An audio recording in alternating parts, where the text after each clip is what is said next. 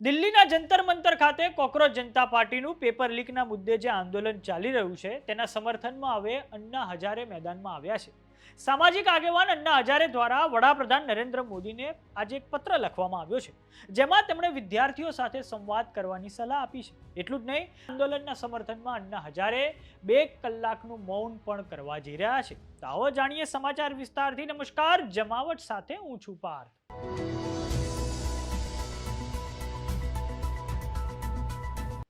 દિલ્હીમાં ચાલી રહેલા વિદ્યાર્થી આંદોલનના સમર્થનમાં હવે સામાજિક આગેવાન અન્ના હજારે આવ્યા છે.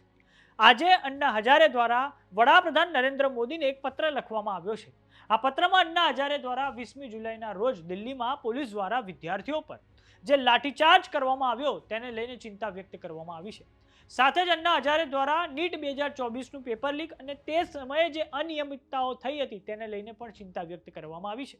અન્ના હજારેનું કહેવું છે કે છેલ્લા 25 દિવસથી વિદ્યાર્થીઓ શિક્ષણ મંત્રીના રાજીનામા માટેની માંગણી કરી રહ્યા છે. અન્ના હજારે આ સમગ્ર વિષયમાં ચિંતા વ્યક્ત કરતા કહ્યું છે કે મંત્રીના સ્તરે પણ જવાબદારી નક્કી થવી જોઈએ, માત્ર અધિકારીઓના સ્તરે જવાબદારી ના થોપી શકાય. અન્નાએ હવે સોનમ વાંગચુકને કોઈ પણ કારણો વગર અનશનના સ્થળેથી હટાવવાને લઈને પણ નિંદા કરી છે. આ પછી તેમણે પીએમ મોદીને અપીલ કરી છે કે જનતાની અવાજને વિરોધીઓનો અવાજ માનીને તેને ના દબાવશો. આંદોલનકારીઓ સાથે સકારાત્મક સંવાદ કરીને લોકતંત્રના મૂલ્યોની રક્ષા કરવી જોઈએ.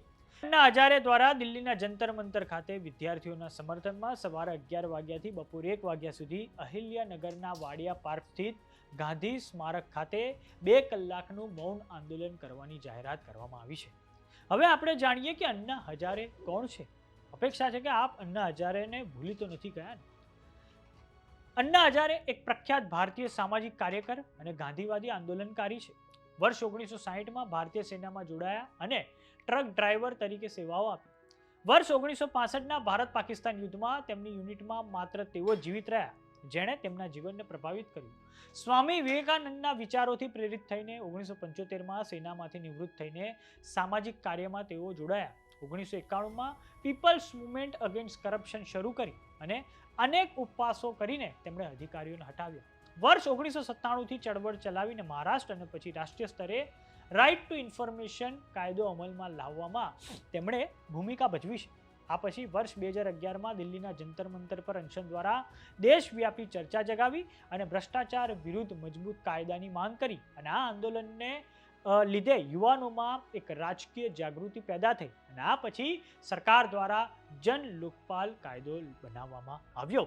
અન્ના હજારે એક આંદોલન કરવા જઈ રહ્યા છે, મૌન આંદોલન, કે જેમાં તેઓ જે દિલ્હીમાં વિદ્યાર્થીઓ સાથે પોલીસ દ્વારા જે લાઠીચાર્જ કરવામાં આવ્યો છે તેના વિરોધમાં તેઓ મૌન આંદોલન કરવા જઈ રહ્યા છે. આમ હવે આંદોલનનો વિસ્તાર વધી રહ્યો છે અને જોવાનું એ રહે છે કે હવે આવનારા સમયમાં સરકાર આ સમગ્ર આંદોલનને લઈને શું પ્રતિક્રિયા આપે છે.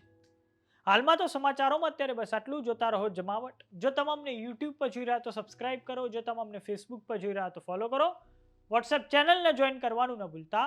નમસ્કાર.